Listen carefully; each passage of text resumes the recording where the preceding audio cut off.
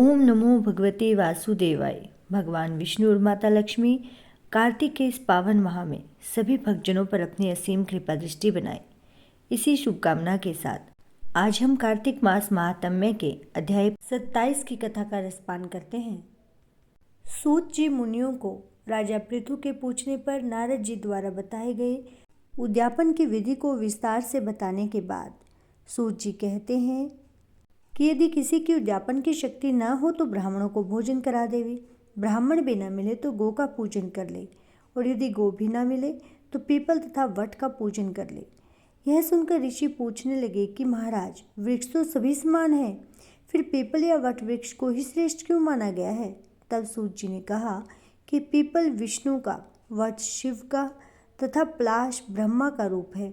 फिर ऋषियों ने पूछा कि ब्रह्मा, विष्णु और महेश ये सब वृक्ष भाव को कैसे प्राप्त हुए? यह सुनकर सूत जी कहने लगे कि हे ऋषियों, एक समय शिवजी पार्वती जी सहित एकांत में विराजमान थे कि उस समय देवताओं द्वारा भेजे गए अग्निदेव द्वारा उनके एकांतवास में कुछ विघ्न उपस्थित हुआ।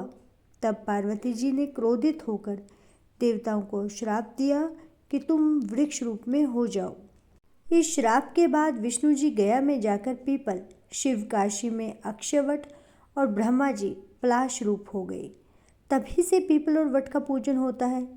तब ऋषियों ने पूछा कि रविवार को पीपल का पूजन क्यों नहीं होता और शनिवार को अवश्य होता है? इसका क्या कारण है, सो भी कृपा करके कहिए।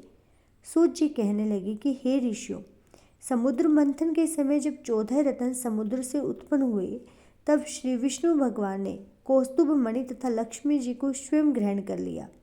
जब भगवान लक्ष्मी जी के साथ विवाह करने लगे तो लक्ष्मी जी ने कहा कि भगवान, मेरी एक बड़ी बहन भी है जिसका नाम दरिद्रता है, अतः पहले उसका विवाह होना चाहिए। विष्णु जी ने लक्ष्मी जी के वचन सुनकर उनकी बड़ी बहन ज्येष्ठा उद्दलक ऋषि को सौंप दी।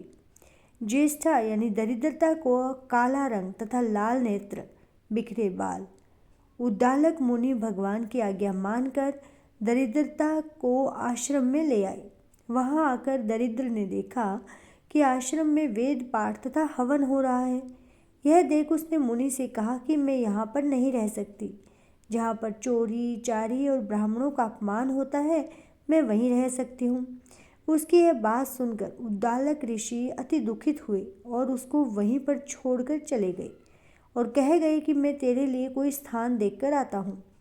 दरिद्रा ने बहुत देर तक ऋषि की प्रतीक्षा की, किंतु उनके न आने पर वह रोने और चिल्लाने लगी।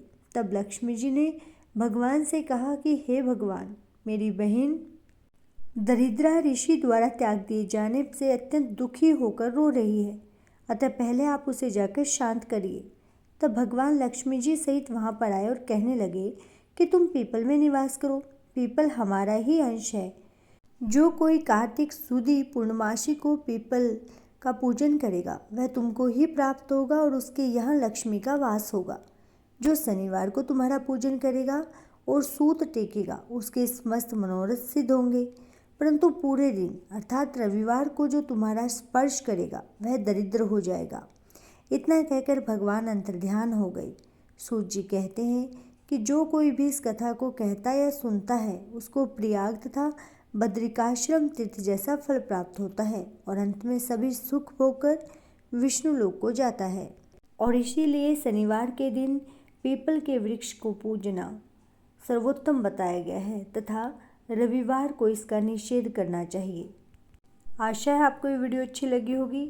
यदि आपको ये जानकारी अच्छी लगी हो तो इसे लाइक करें, शेयर करें और अपने इस चैनल को सब्सक्राइब करें। ओम नमो भगवते वासुदेवाय।